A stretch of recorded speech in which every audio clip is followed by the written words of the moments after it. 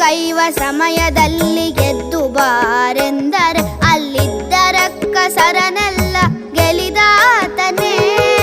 ನಿದ್ರೆಗೈವ ಸಮಯದಲ್ಲಿ ಗೆದ್ದು ಬಾರೆಂದರೆ ಅಲ್ಲಿದ್ದ ರಕ್ಕಸರನೆಲ್ಲ